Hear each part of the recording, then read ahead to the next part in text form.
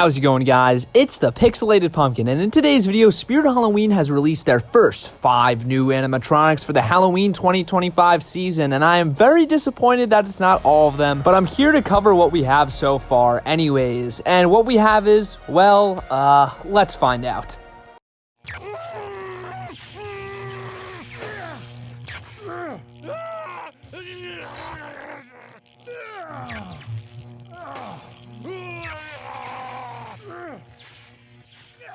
Here we have the return of the one and only Electrified Corpse, retailing for $150, which in all honesty, for a return price for an animatronic like this, I don't think is that bad. I'm really happy this guy's returning because I think this has been a really underrated animatronic. He's definitely one I've always liked. I never loved him like so much, but I think it is a really great animatronic and a very unique one. There really aren't too many animatronics like Electrified Corpse, especially ones that hang from the ceiling upside down, which I think is just so cool.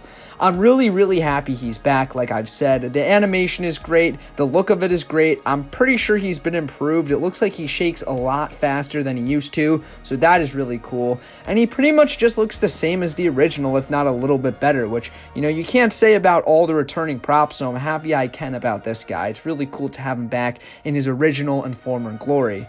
He obviously, I believe, was first sold for the first time in 2016, so it is cool that we have him back 9 years later. You know, he's not a super old one, and that's fine for some returning animatronics. I prefer they choose older animatronics, like 10 years plus old, but if they want to go for something a little bit newer, that's really fine with me, especially if they choose a great one like Electrified Corpse.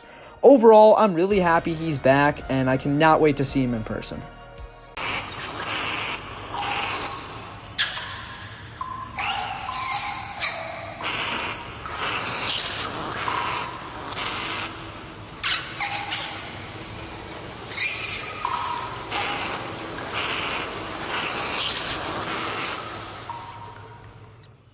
This is Mutant Sewer, standing at 4.2 feet tall and retailing for $230. Now, this was the first prop that Spirit Halloween was really hinting in their first teaser video. It was kind of being hyped up as the headlining prop of the year, so I was definitely expecting it to be a lot taller than 4.2 feet tall. Unfortunately, this is a pretty small animatronic.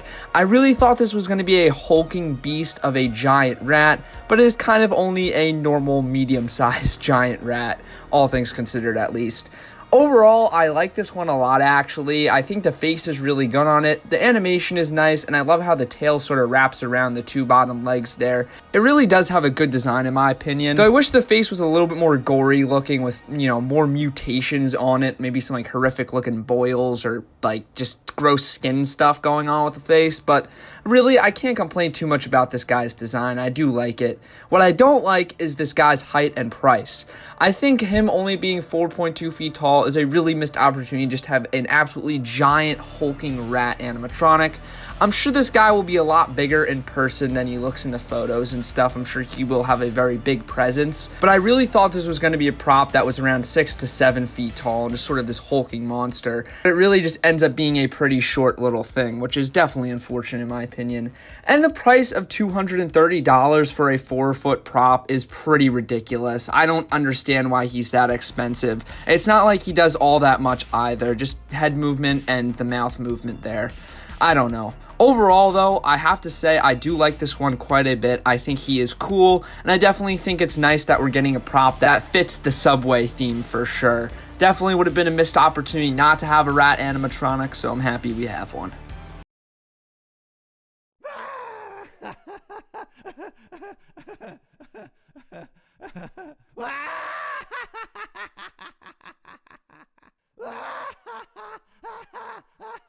This is Two-Face Teddy, standing at 6 feet tall and retailing for $130. Now, if he looks familiar, that's for good reason, because this is, of course, using poor George's face, or both his faces, I should say, which I think is an interesting sort of, not reskin, but reimagining of that original Poor George prop. It's basically Poor George, but standing, and unfortunately, much worse in my opinion. This one definitely lacks a lot of the charm that the original Poor George has. I think the severed in half look that Poor George had was just really superior to this one for sure, and I think this is much more of a generic, normal looking clown than Poor George was. Enough comparing Two-Face Teddy to Poor George, let's talk about what makes this guy original and unique, and unfortunately, it's not much. Other than the black and orange color scheme, which I'm really fond of, I love that classic Halloween vibe, and the new eyes they gave him, which I think are superior to Poor George's. I think they look a little bit more creepy, those swirly sort of blacked out eyes. I think they look pretty good. Other than that, there really isn't too much to this guy. I think it's kind of going for a jump scare here with the simple spinning head motion, which I do like that. I just wish the scream on the audio was a lot more intense to make the jump scare more intense.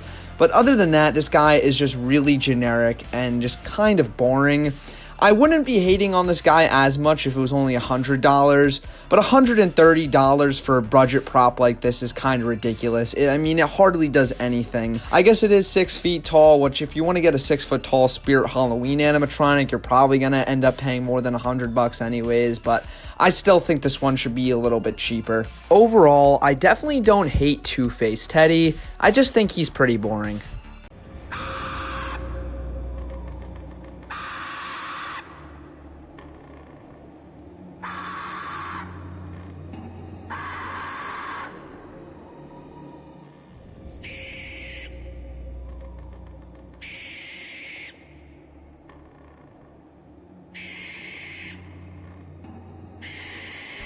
Well, here we have what I hope is the worst of Spirit Halloween 2025. This is Night Owl, standing at 6 feet tall and retailing for $250. Now, I truly think this is an awful, awful animatronic. I know a lot of people say I'm too negative, but I feel like my negativity is especially warranted with this animatronic right here, because what is even the point of this thing? It just looks awful. The one cool thing about it, which I will start off with, is that it's 6 feet tall at its highest point, so it is going to be a pretty huge animatronic, but then it just has me wondering why this animatronic was chosen to be this big and the sewer rat wasn't. Like, that just doesn't make sense to me. I feel like this one should have been the one that was around 4 feet tall, because it makes sense because it's an owl, and the sewer rat should have been the one that was 6 feet tall. Look, I don't know. Spirit Halloween is just not making much sense this year. Anyways, now for everything that's bad about this prop, which is basically everything else. I think the design is pretty terrible. Is it trying to be like a skeletal owl, or is it trying to be like a furry, fluffy owl? I'm not sure, because the body is all fluffy and furry and has like feathers on it, I guess. And the head is like this plasticky looking skeletal sort of silver. I don't know. It looks terrible, the face. I'm just going to come out and say it. It looks like just a piece of plastic, literally. I don't understand what they were going for with the design here. The wings also look atrocious. It's literally just two big hoops with creepy cloth on them, basically. It does not look good at all. It doesn't even look like wings. This was sort of my problem with Desmodus from a few years ago. The wings didn't look like they were actually a part of the main body. They just sort of looked added on, and this Night Owl animatronic definitely suffers from that as well. I do not like how the wings look. That really is the worst part of this prop, in my opinion. I'd have liked to see like a design on the wings, but no, they literally just put creepy cloth on it, called it a day. The body looks separate from the wings, and that is a huge problem.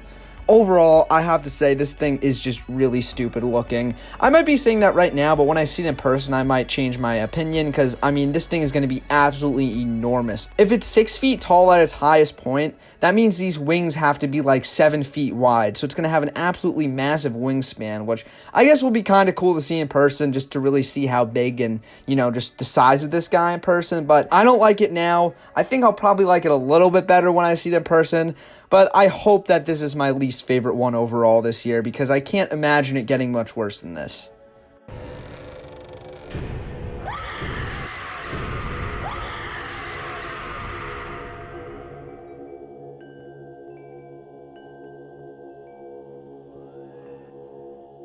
Here we have our first licensed prop being Valak from The Nun, standing at 5.8 feet tall and retailing for $300. As I'm sure a lot of you already know, this was originally supposed to be released in 2024, but it got canceled and now it's finally being released in 2025. Now, I think it's a little strange that we're getting a Valak or Nun animatronic when there has not been a Nun movie in theaters for a long time now. I think, what are we on, the Nun 2 or 3? I don't know. I haven't seen any of the Conjuring movies. I feel like those are just kind of slop horror movies. I could be wrong. I haven't seen any of them, but that's just kind of the vibe I get from them. Anyways, I think this is a really great animatronic, and its authenticity and accuracy to the films is just unmatched by any other Valak or Nun animatronic we've gotten thus far. I think the face on this one is really incredible looking. The clothing is also great, and you gotta love that jump scare animation. Though there is one caveat to all this. I am ready to say that this is a really great animatronic, but if you look here, you could see there is a massive mechanism basically set up behind the figure, which kind of makes this prop a pretty difficult one to set up in a display. I guess it's made for haunted houses much more than it is for just kind of a freestanding sort of character to set up in your house or something like that. It does make this prop a whole lot less accessible than most animatronics, which is quite unfortunate, but I guess that's kind of what they needed to do in order to get this sort of jump scare motion they have to work here, which I very much like the jump scare. I think it's going to be pretty effective, especially how the hands start closed together like she's praying and then they pop out open as she jumps at you. That's a really cool idea, and I think in execution it works well. But again, basically sticking out 3 feet behind her, we have this massive mechanism that's kind of built up on a stand there, which, yeah, that kind of just, it doesn't ruin the prop for me, I can't say that. It definitely sours my opinion of this one just a little bit. I'm sure there is a way they could have figured out to make the mechanism a lot smaller. It's just kind of strange that it's built like this. This is the very first animatronic from Spirit Halloween to have anything like this, so maybe it's just something that I have to get used to, but I just think it's a little strange and definitely makes this prop, like I said, a lot less accessible for a lot of people, I think. Well, that was all 5 of our brand new animatronics so far, and yeah, we are not off to a strong start by any means here. Only one of these props is really good, which I guess is the Nun. Everything else is either bad or painfully boring. I have no idea why Spirit Halloween decided to release only 5 animatronics. They've kept us all in the dark for so long about when any of this stuff is coming out. When they finally announce something, they only drop 5 on us, and 5 really not that stellar or amazing ones, I guess you could say. This is a very, very rough year for Spirit Halloween in terms of their whole marketing strategy. I seriously think they need to take stock and kind of realize what they're doing is not working and go back to something like we had in 2021 where there's a big countdown, and once the countdown hits 0, everything gets released. I don't understand why they're doing it like this. It just does not work at all, and it's leaving everybody very angry and disappointed, myself included. So this is all we have so far. I have no idea when more is coming out, but we're just going to have to wait and see. So I hope you're all along for the ride with me. Be sure to like and subscribe, and remember this one thing: nobody out pixelates the pumpkin.